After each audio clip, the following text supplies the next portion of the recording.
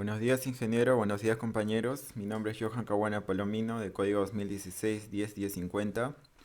Voy a iniciar mi presentación con el tema de sostenimiento en minería subterránea. Empiezo con una breve introducción.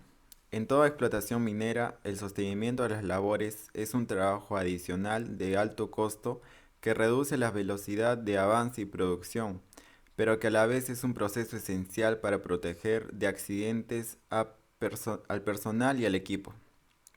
El sostenimiento se realiza previo hecho un análisis geomecánico en la zona inestable.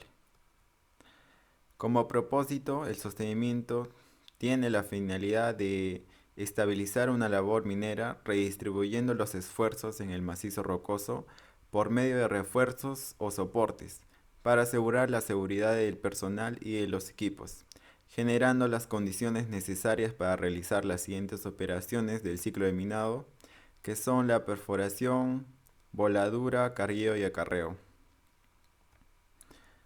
Como tipos de sostenimiento, se tiene el sostenimiento pasivo y el sostenimiento activo, de acuerdo a si se da un soporte o un refuerzo al macizo rocoso.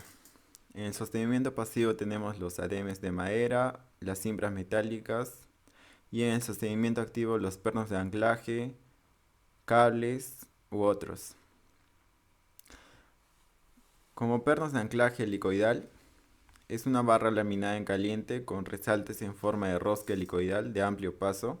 Se usa junto con una placa y tuerca para reforzar la resistencia natural del estrato rocoso.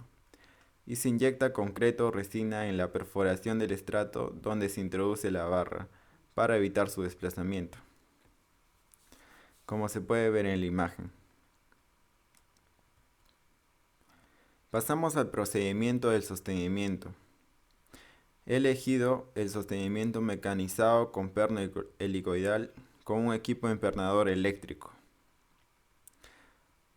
Para esto, yo he dividido la operación de sostenimiento en tres fases: antes de la operación, durante la operación de sostenimiento y después de la operación. Antes de la operación, se da una charla de inducción que busca informar y sensibilizar a los trabajadores sobre su seguridad y salud. La ya conocida charla de 5 minutos. Si en caso hubiese nuevos miembros en el personal, se debe seguir el artículo número 72 del Decreto Supremo 024, dándoles una inducción básica no menor a 8 horas y una capacitación específica de acuerdo al nivel de riesgo que se tiene en el trabajo, que en nuestro caso es de 8 horas diarias por 4 días. Se debe verificar el EPP siguiendo el artículo número 81 del Decreto Supremo 024. Se debe utilizar el equipo de protección personal para la seguridad del personal, que en nuestro caso se utilizará casco, overol, botas, orejeras, guantes dieléctricos, respirador, cinturón de seguridad y los lentes. Siguiendo, se pasa al checklist del equipo, en este caso un equipo eléctrico, donde se inspecciona las partes del equipo para controlar las posibles averías que tiene.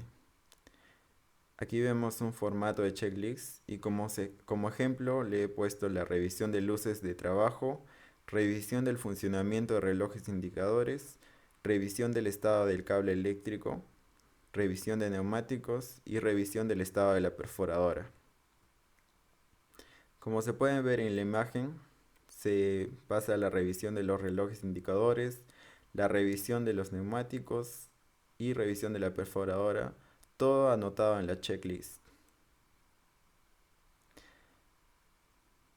Ya, ya tenido esto, se pasa al traslado del equipo, siguiendo el reglamento interno de tránsito y manejo a la defensiva de la unidad minera. Al llegar a la labor, siguiendo el artículo número 127 del Decreto Supremo 024, Se debe aislar la zona de trabajo y se debe utilizar las cuerdas de seguridad, letreros, conos de seguridad, bastón luminoso. Siguiendo con esto se pasa al IPRC continuo, donde los trabajadores deben identificar los peligros, evaluar los riesgos y controlarlos antes, durante y al terminar la operación, siguiendo el artículo número 95 del Decreto Supremo 024. Aquí vemos el formato del IPRC continuo según el anexo 7 y como ejemplos en la descripción de peligro le he puesto desprendimiento de roca, cable eléctrico mal posicionado, ruido de la máquina, llantas en mal estado y el riesgo sería daño a personas y equipos, electrocución del personal, sordera, despiste del equipo y las medidas de control que debemos implementar serán el desatado de rocas, colocar el cable en el lugar correcto, utilizar EPP y realizar el cambio de neumáticos. Se debe seguir la matriz básica de evaluación de riesgos que se, que se da de acuerdo a la severidad y la frecuencia del riesgo. Y el nivel de riesgo se divide en alto, medio y bajo.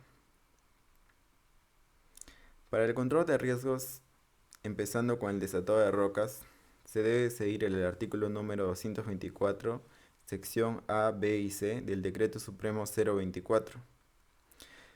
El desatado de rocas se debe dar antes, durante y después de la operación. Se debe utilizar un equipo necesario, en este caso las barretillas, haciendo un ángulo de 45 grados como se ve en la imagen para evitar daños al personal.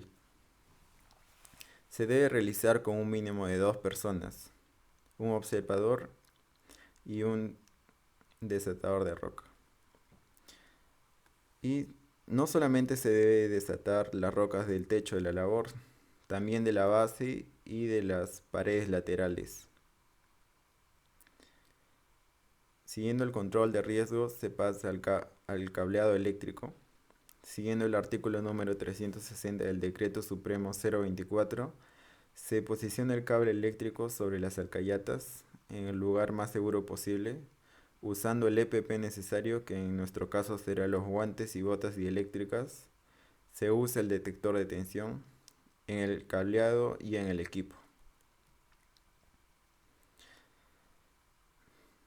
En el control de riesgos también tenemos el ruido y se debe utilizar el EPP necesario, que son los tapones y orejeras para poder empezar la operación de sostenimiento.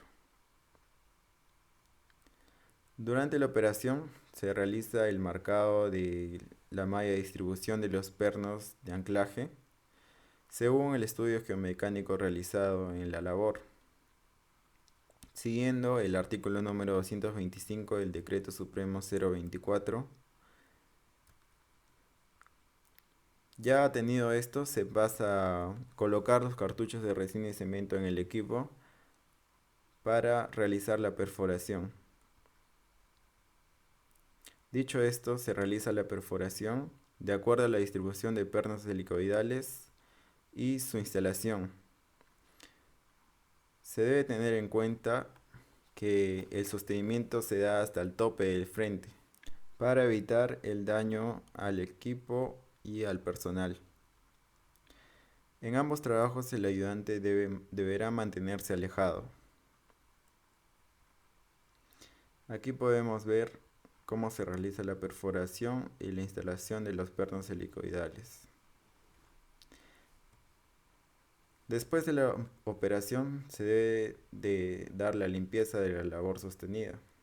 Siguiendo el artículo número 224, sección F, se debe tener un orden y limpieza en el lugar de trabajo para mantener la seguridad del personal como de los equipos y tener una salida de escape despejada.